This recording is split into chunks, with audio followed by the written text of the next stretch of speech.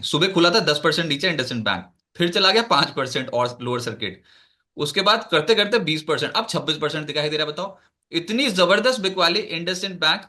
खबर यहां पर ये कि इनके डेरिवेटिव्स पोर्टफोलियो की अकाउंटिंग में गड़बड़ी मिली है। दिसंबर 2024 तक की ये जो नेटवर्थ है उसका 2.35% हिस्सा प्रभावित होगा। इस घटना से बैंक पर लगभग 2100 करोड़ रुपए का असर होगा। इंटरनल जांच करी, समीक्षा करी तो गड़बड़ी का खुलासा हुआ, और जांच के लिए बैंक ने अब एक्सटर्नल एजेंसी को नियुक्त कर दिया है। एजेंसी इंडिपेंडेंट तरीके से इस मामले की जांच करेगी और सुधार प्रक्रिया जो है वो शुरू कर दी। सुधार क्या ही होना था, निवेशकों के तो ऐसे मैसेजेस आ रखे हैं व्हाट्सएप पे, जो ग्रुप्स बने हुए उसमें बहुत, मतलब फंस गए ना। अब इससे बाहर कैसे निकले। 26% नीचे चला गया और ऑल टाइम हाई लेवल से देखोगे तो बिल्कुल ही हालत टाइट है।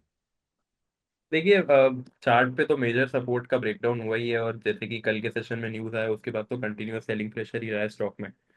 तो मेरे को ऐसा लगता है कि यहाँ पे अब अगर किसी का पोजीशन है तो उनको तो हर बाउंस पे निकलने को ही देखना चाहिए।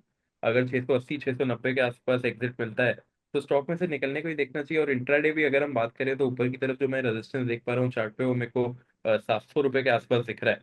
तो अगर थोड़ा सा भी शॉर्ट कवरिंग मूव आता है 680 या 690 तक, तो वहां पे एग्जिट करने की कोशिश करनी चाहिए। नीचे की तरफ मेरे को लगता है कि एक बार 630 और 600 तक ये स्टॉक एक्सटेंड कर सकता है।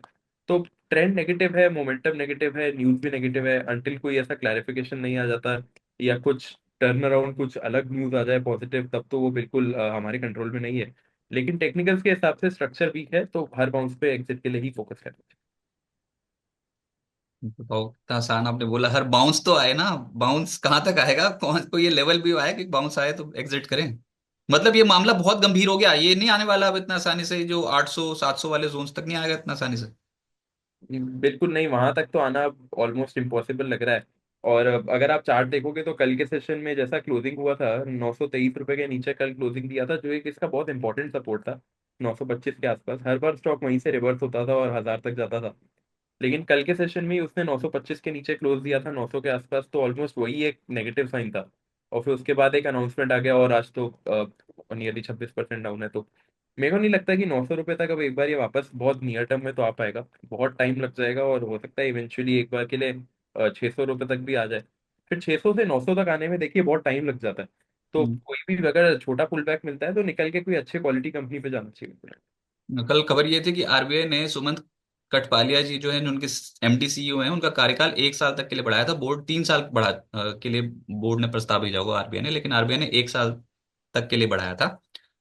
और जो आज खबर आई वो तो ले डूबी इंडसइंड बैंक को। भैया एक दिन में 26% नीचे तो बहुत अब यही तो है ना एक्सीडेंट्स, ये जो एक्सीडेंट्स होते हैं ना ऐसे मंदी वाले मार्केट में, वो संभाल पाने बहुत ज्यादा मुश्किल हो जाते हैं।